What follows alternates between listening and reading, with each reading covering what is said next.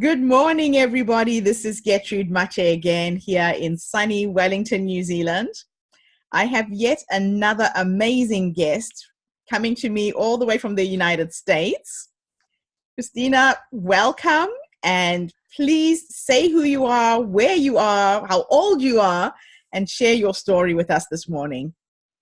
Well, hello. I'm so delighted to be here. I'm Cristina Smith, and I'm in the forests of Northern California in Nevada City near Lake Tahoe, where it's autumn here and it's spring there. So we're covering the whole globe today. Yay. I'm delighted to be here. I am 59, so it's my last year of the 50s. And you know what's really great is my son is about to have a baby in the next month, and he only lives 15 minutes away. Oh, congratulations. And I got to serve and to offer what we do here is called a blessing way. Instead of a baby shower, I mean, we let the people bring gifts, but we do a blessing way with just the women in the community. Okay. To bless the mother and the child, to open the space for the child to come into a safe, healing, loving world. Oh, how beautiful. Yeah, and the women volunteer to bring food for the first week or two of the baby, since the baby is born, so that the mother and father can, or whatever combination of partners, can have the first time together. So they get a lot of support from the community. Yes, this is a very beautiful community here. I love community. That's one of the driving forces of my life. Oh, fantastic. Yes. Tell me a little bit about your personal story and the journey that you've been on. Well, I was kind of an awkward younger child. I didn't ever feel like a kid. And I got really mad when people talked down to me as though I was a child when I was 6 years old. Imagine that. They spoke to me as though I was a child. Because I have always been exceedingly curious and driven to want to know the truth for myself and find out about the important questions to me in life. And even when I was 8 or 9 years old, I was deeply involved in my interest in archaeology and ancient cultures like the Egyptians, the Aztecs, the Maya, the Inca. My parents took us on one vacation when I was a kid, just one, and it was to Mexico City where they met. And part of that trip was going to the pyramids, which, with my deep interest in archaeology, excited me to no end. So we got off the bus at the pyramids, and the strangest thing happened.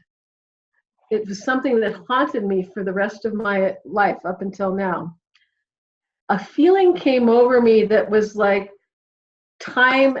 I was out of this time. It was like I stepped into a different time portal in a different world. Strangest thing. And I'm 14, so this is really weird. Wow. And I suddenly knew where to go. I had been there before. It was like I was directed to go right up to the pyramids to some place. I had no idea where. I'd never been there before. I'd had dreams about the pyramids, but nothing that prepared me for this feeling. Right. So much to my mother's horror, I just started walking away from the group and walking right up the pyramids as they were just kind of shouting at me that it was almost like they were in really a different world. And I walked up to this place that I knew where it was, but I had no knowing of why or what it meant. And all of a sudden, what people now call downloads, or just kind of like the divine spirit, it felt like entered me. And there was nothing in there's no way I could talk about what it was, because there was just the feeling and the overpowering sense of an epiphany of just beauty and connection. And my life changed after that. I was wanting to decode my experience because I had no way to quantify or qualify it into my 14-year-old life. You couldn't even put it into words. No, but I knew I was totally different since then. Right. And it changed my life. And up until the time for my 50th birthday, I gave myself the gift of going back to that place. Oh, you went back? Yeah, for my 50th birthday, and I went with a group. of people who were connected with the Toltec tradition, which Okay. is another of the ancient traditions of Mexico. And I was wondering if I could find the place or get some information or something. And I did actually find the place. I knew where it was. It had been closed off, but I almost like had to close my eyes and feel my way around the spot to know where it was. There was nothing mental about it. It was beyond mental. Strangest thing. How fascinating. The change that evoked in me as a 14-year-old was it compelled me to go on the journey of finding the truth for myself of my purpose, my life purpose. Yes. And by decoding this, and the way I decoded it was through writing, and it was through other things in my life that helped me express things. And it led me to the fact that I've been self-employed for most of my adult life. And anyone who knows about self-employed for women of our age, unless you got on a good track on your own entrepreneurial business, you got to be able to do 3 or 4 things to make the ends meet. Because if one thing's not happening, then the other thing will. So I was a freelance writer, an event producer, an executive, a chef, or I could work in a restaurant, and I made jewelry.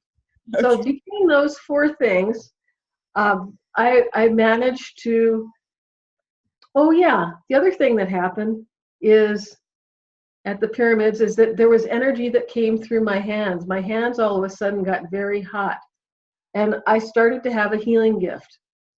Oh, wow. So and in my early 20s, I began to get training because it was just still happening. So the other thing that I did was energy hands-on healing, what people would call a curandera, not anything codified, way before this was in the 70s. Oh, wow. That goes back. Yeah. Yeah. And so I finally got some training in I'm going to think it was in the 80s and 90s. Okay. And then when all I could say about energy healing was it's weird, but it works. That's how we used to describe it before it got to be popular and Yes. society's caught up with us. But that led me to found the Subtle Energy Center. And my quest for knowing the truth with myself is I've worked with a spiritual teacher for many, many years. So those 2 things combined, along with my love of writing, brought me to the point in time when I was about 52, when I had spent 5 years helping my parents have great home deaths. Oh, beautiful. And then my brother and I started, there's a whole story here about how my brother and I came to this, but we started working together writing books. Okay. Yeah, so that's another fascinating thing that I've learned about you. Your books are very unusual.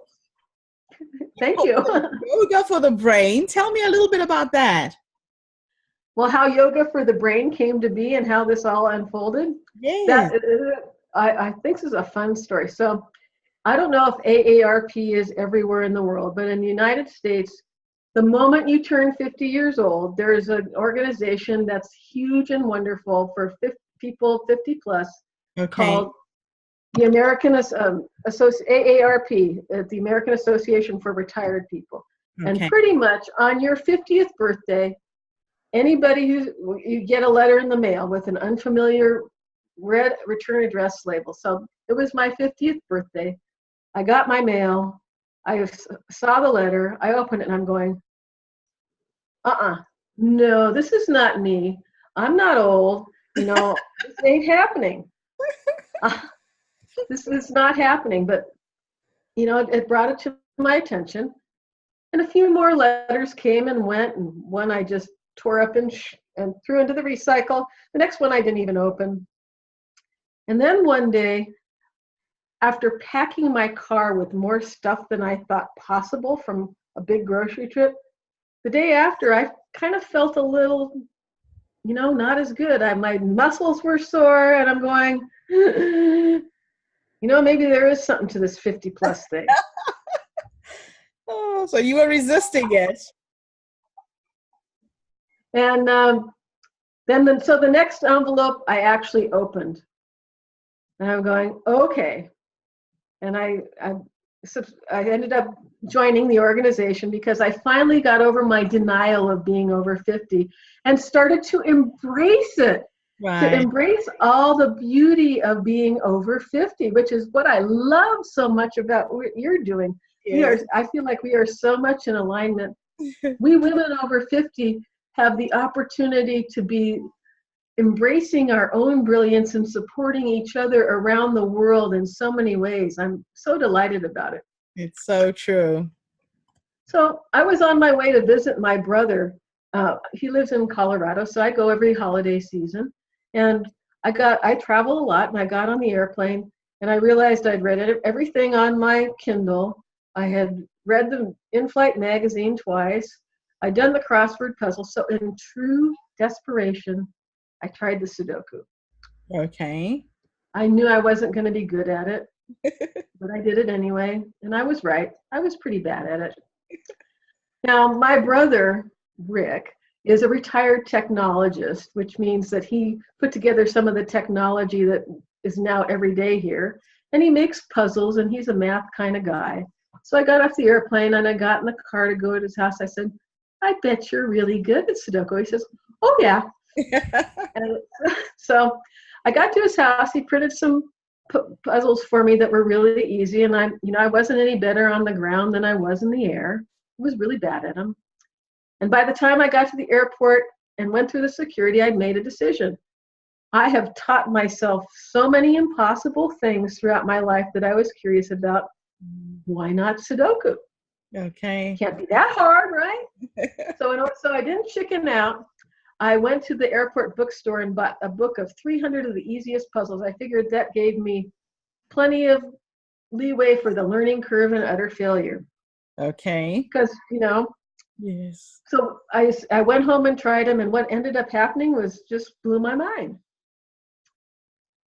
I wasn't very good at it, but it started as I started to learn how to shift perspectives and work with myself so that I could see things differently in ways that I haven't ever seen before.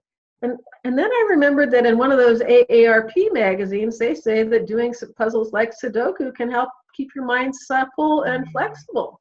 Yes. And then what happened is, as I was getting more into it, these sayings would come up as I was doing a puzzle, like a good eraser is essential in life. I mean, it's important for a puzzle, but it's nice to have a good eraser to, make mistakes. It's okay. Yes. So my brother was absolutely shocked. I've started 10 books. I've been a freelance. I have my articles published many places, but I hadn't ever gotten beyond starting books. So imagine my brother's surprise when I call him up and say, hey, Rick, I got an idea for another book, because he was helping me with some other ones. He says, oh, yeah, what? I said, how about a Sudoku book?